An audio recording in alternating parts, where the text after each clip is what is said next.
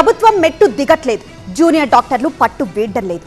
దీంతో స్టైఫన్ కోసం స్ట్రైక్ కొనసాగింపే మార్గమని ప్రకటించారు చిన్న డాక్టర్లు.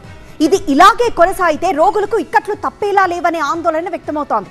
ఇంతకీ వాళ్ళు అడుగుతున్నదేంటి, ప్రభుత్వం చెబుతున్నదేంటి?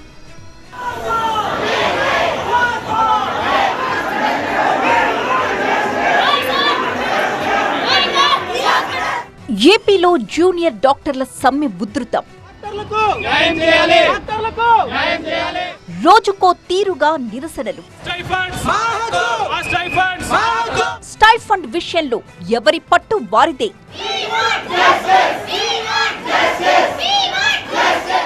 ఏపీలో జూనియర్ డాక్టర్ల సమ్మె అంతకంతకు ఉధృతమవుతోంది.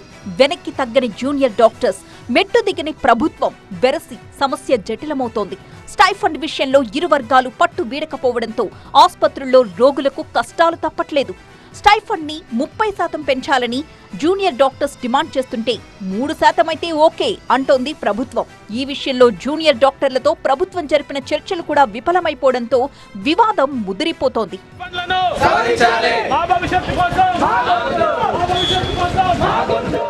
అయితే పెరిగిన ఖర్చుల్ని తమ అవసరాల్ని దృష్టిలో పెట్టుకుని కనీసం 15% స్టైఫండ్ పెంచాలని డిమాండ్ చేస్తున్నారు జూనియర్ డాక్టర్స్.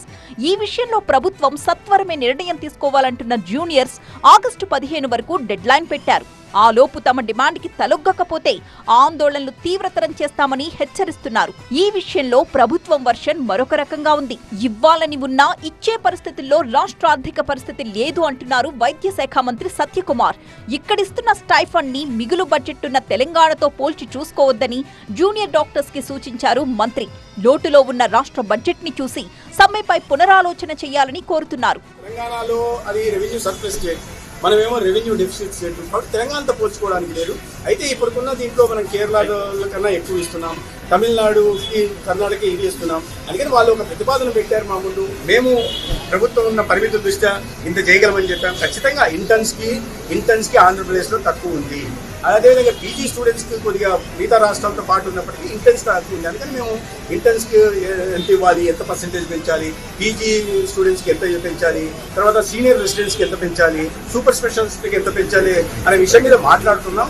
ఒక మధ్య మార్గమైన అమకబుల్ సెటిల్మెంట్ అవుతుందని నేను ఇప్పటికే సమ్మెను దశల వారీగా ముందుకు తీసుకువెళ్లాలని నిర్ణయించిన జూడోలు మొదటి దశలో భాగంగా మంగళవారం నుంచి నిరసన కార్యక్రమాలు నిర్వహిస్తున్నారు. తొలి రోజు ఉదయం 9 గంటల నుంచి మధ్యాహ్నం 1 గంట వరకు నాన్ ఎమర్జెన్సీ సేవలన్నింటినీ బహిష్కరిస్తున్న జూనియర్ వైద్యులు బుధవారం నుంచి 15 వరకు సమ్మెను మరింత ఉధృతం చేయాలని నిర్ణయించారు.